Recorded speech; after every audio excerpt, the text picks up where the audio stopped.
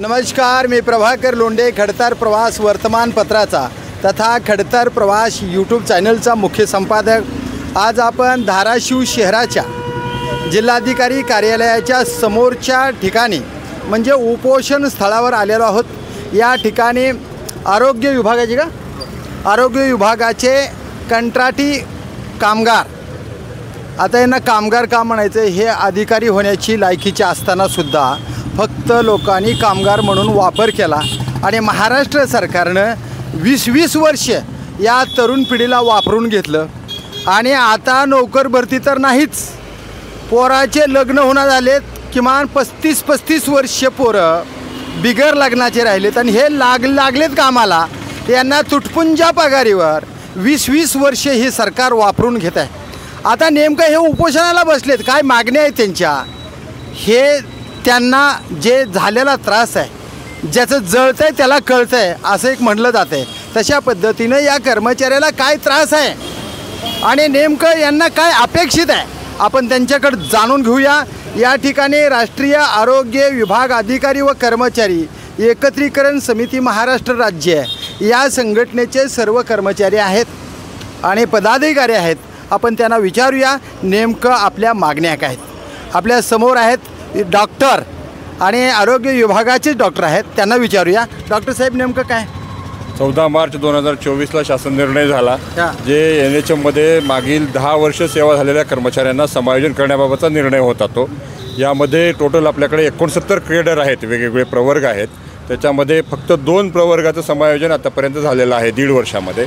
उर्वरित त्याच्यामध्ये nursing cadre असेल, तुमचं फार्मासिस्ट असतील, तुमचं मेडिकल ऑफिसर असतील, असे वेगवेगळे प्रवर्ग जे आहेत त्यांचं प्रवर्गाचं समायोजन शासन करत नाही आणि त्या झालेल्या शासन निर्णयाची अंमलबजावणी करत नाही। त्या अंमलबजावणी करणे म्हणजे समायोजन करणे आमचे, यासाठी आम्ही बेमुदत काम बंद आंदोलन आम्ही पुकारलेलं आहे।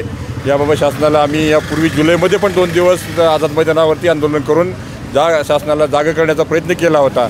कोणताही निर्णय 1.5 महिन्यामध्ये शासनाने घेतलेला नाही, म्हणून आता आम्ही बेमुदत काम बंद आंदोलन केलेलं आहे। महाराष्ट्र सरकार, केंद्र सरकार प्रत्येक वर्षाला 2 कोटी रोजगार देण्याची हमीपत्र म्हणजे आश्वासन देते केंद्र सरकार, राज्य सरकार देत आहे। देवेंद्र फडणवीस तर मोठमोठ्यानं भाषणं करतात की एकही माणूस उपासमारीनं मरू दिला जाणार नाही आणि इथं तर उपासमारी करणारे लोक आहेत। म्हणजे काम तर घेतलं जात आहे पण दाम त्या प्रमाणात मिळत नाही, अशी परिस्थिती आहे। काय वाटते तुम्हाला? आमची सध्या परिस्थिती म्हणजे आम्ही सांगितलं जातं, राज्य शासन सांगतं की तुम्ही केंद्राच्या योजनेमध्ये आहात, केंद्र शासनाकडून निधी मिळतो त्याच्यामधून तुम्ही आहात, त्याच्यामुळं तुम्ही केंद्र शासन तुम्हाला निधी देत नाही म्हणून पगारवाढ किंवा तुमचे काही मान्य होत नाहीत असं सांगतं। आणि केंद्र शासन म्हणतं की तुम्ही राज्य शासनाचे कर्मचारी आहोत, म्हणजे धोबीच्या कुत्र्यासारखी आमची परिस्थिती झालेली आहे, इधर बीच में अदर अशी परिस्थिती झालेली आहे।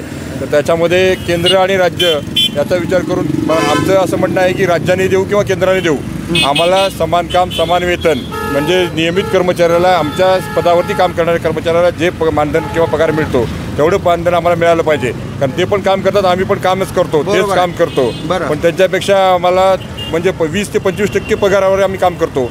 समजा नियमित कर्मचारी 1 लाख पगार असतात, आमचे कर्मचारी 20 ते 25 हजार पगारावर काम करतात, तेवढंच काम आम्ही करतो, पण आमची वेठबिगारासारखी परिस्थिती झालेली आहे। तुमच्या कर्मचाऱ्याला कोणत्या संकटाचा सामना करावा लागला, कारण आता एवढी महागाई झाली, त्या महागाईला तोंड देता येत नाही कर्मचाऱ्याला आणि शेतकरी आत्महत्या करतात, कर्मचारीसुद्धा आत्महत्या करायलेत। एवढा त्रास आज कर्मचाऱ्यासह शेतकऱ्यासह सर्वसामान्य जनतेला आहे। तुम्हाला काय वाटतं, कोणता त्रास सहन करावा लागला आहे कर्मचाऱ्यांना? महागाईचा प्रश्न तर आहेच, त्यासोबत त्यांना वैद्यकीय आजार म्हणजे त्यांच्यावर डिपेंड असलेले, अवलंबून असलेले वडील किंवा आई वडील यांची जबाबदारी आहे। मुलांच्या शिक्षणाचा प्रश्न आहे, प्रत्येक कर्मचाऱ्याचे आता लग्न झालेले आहेत, त्यांच्या शिक्षणाचा प्रश्न आहे। आणखीन माझे कर्मचारी 15 ते 20 वर्षापासून सर्व्हिसमध्ये आहे, शासकीय सर्व्हिसमध्ये, स्वतःचं 2 रूमचं घर घेऊ शकत नाहीत, एवढे कमी पगार शासन देत आहे। स्वतःचे दर महिन्याचा त्यांना खर्च भागवण्याची काटकसर करून भागवावा लागतो, म्हणजे एवढी वाईट परिस्थिती या कंत्राटी कर्मचाऱ्यावर आलेली आहे। आता तुम्ही महाराष्ट्र सरकारच्या वतीने आहात का केंद्र सरकारच्या वतीने? आम्ही महाराष्ट्र शासनाच्या विरोधात आम्ही हा लढा आहे, कारण आम्ही हे नियुक्ती हे महाराष्ट्र शासनच करतं, पैसे केंद्राचे असतात पण नियुक्ती हे महाराष्ट्र शासनाने केलेली असते। आता तुम्हाला परमनंट करण्याची जबाबदारी कुणाकडे आहे? महाराष्ट्र शासनाकडे आहे, कारण केंद्र शासनाने ऑलरेडी क्लिअर केलेलं आहे, आमचं काम आहे फक्त पैसे द्यायचे, तुम्ही तुमच्या कर्मचाऱ्यांना सेवेत ठेवायचं, परमनंट सेवेमध्ये ठेवायचं, किती पगार द्यायचा तुमचा निर्णय आहे. आता 20-20 वर्ष वापरून घेतात म्हणजे 20-20 वर्ष हे माणसं जाणीवपूर्वक पिळवणूक करतायत. पिळवणूक करतात म्हणजे कोपऱ्याला गुळ लावून तुमचं आयुष्य बर्बाद करायला असं वाटतं. अशी परिस्थिती आहे. अशी परिस्थिती आहे. गॅरंटी आहे का तुम्हाला परमनंट करतील म्हणून लोक? नाही. आणि हे सरकार करेल का, भाजप सरकार? नाही, सरकारवरती आम्ही बोलणार नाही. फक्त आम्ही सांगतो की जे शासन निर्णय झाला आहे त्याची अंमलबजावणी लवकर व्हावी. महाराष्ट्र आणि सरकारनं अभिवचन तुम्हाला दिले ना. नाही, अभिवचन दिले पण त्याची अंमलबजावणी होत नाही ना, म्हणूनच कोपऱ्याला गुळ लावत आहेत.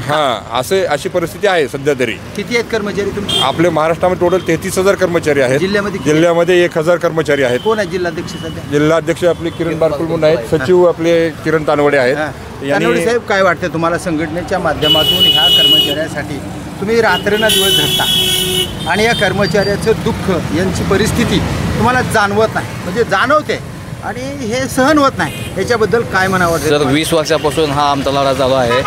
कोविडसारख्या महामारीमध्ये आमच्या ANM ज्या आहेत, आमच्या नर्सेस भगिनी, यांनी जीवाचं रान करून जी कोविडमध्ये आपले नातलगसुद्धा कोणी म्हणजे त्या रुग्णांना हात लावत नव्हते, अशा परिस्थितीमध्ये जीवाची पर्वा न करता रात्रंदिवस सेवा दिलेली आहे. आणि शासनानं 2012मध्ये आम्हाला शब्द दिला होता की आम्ही तुमचं समायोजन करू. आज तागायत 12 वर्ष झाले, कुठलाही शब्द शासनानं पाळलेला नाही. बरं, अतिशय तुमच्या आमची पहिली मागणी आहे, जो शासन निर्णय झालेला आहे त्याचा तात्काळ अंमलबजावणी करावी. आणि जोपर्यंत समायोजन होत नाही तोपर्यंत आम्हाला विमा लागू करावा, EPF लागू करावं, सगळ्या सुखसुविधा आम्हाला लागू कराव्या. कुठल्याही प्रकारच्या आम्हाला सुखसुविधा लागू नाहीत. तुमचं नाव काय? किरण प्रकाश तानवडे, जिल्हा सचिव आहे मी, राष्ट्रीय आरोग्य अभियान संघटनेचा, धाराशिव शहर. साहेब तुमचं? जीवन प्रकाश कुलकर्णी, मी जिल्हा लेखा व्यवस्थापक आहे. मी राज्य समन्वयक आहे संघटनेचा. तर हे राष्ट्रीय आरोग्य अभियान अधिकारी व कर्मचारी एकत्रीकरण समितीचे महाराष्ट्र राज्याचे सर्व पदाधिकारी आहेत. परिस्थिती एवढी बिकट आहे. 2012ला यांनी शब्द दिला आहे, केंद्राने दिला, राज्याने दिला, कुणीही देऊ द्या, पण भारतीय कर्मचारी आहेत, भारतात राहणारे हे सर्व कर्मचारी आहेत. या कर्मचाऱ्याला शब्द देऊनसुद्धा महाराष्ट्र सरकार यांची फसवणूक करत आहे, केंद्र सरकार फसवणूक करत आहे. या फसवणुकीपासून यांना दूर करावं, आमचं समायोजन करावं, आम्हाला परमनंट करावं, आमच्या सगळ्या जी सोयी आहेत त्या लागू कराव्या आणि आम्हाला वेतनामध्ये सुद्धा वाढ करून आम्हाला काम जेवढं आहे तेवढा दाम मिळाला पाहिजे, ही ठाम भूमिका कर्मचाऱ्याची आहे. तर बघूया, महाराष्ट्र सरकार लबाड बोलणारं सरकार, केंद्राचं सरकार लबाड बोलणारं फसवेगिरी सरकार आपल्याच देशातल्या कर्मचाऱ्याला 12-15 वर्ष वापरून घेत आहे, पण कामाचा दाम, जेवढं झाले काम त्याचं मिळत नाही दाम, अशी परिस्थिती या कर्मचाऱ्याची आहे. लग्न झालेले पोर आहेत, यांचा संसार चालवणं अवघड झालेलं आहे. महागाई पुढं तोंड वासून आहे, महागाईचा सामना करणं अवघड आहे. म्हणूनच महाराष्ट्रामध्ये, देशामध्ये आत्महत्या होत आहेत.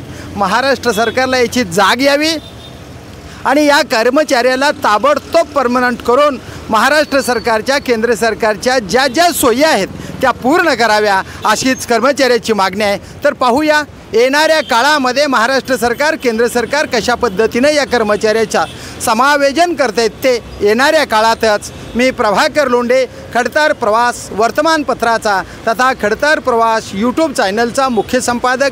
या चॅनलला सबस्क्राईब करा, शेअर करा, लाईक करा, बेल आयकॉनचे बटन दाबा आणि असेच वेगवेगळे समाजहिताचे व्हिडिओ पाहण्यासाठी खडतर प्रवास यूट्यूब चॅनल सबस्क्राईब करा.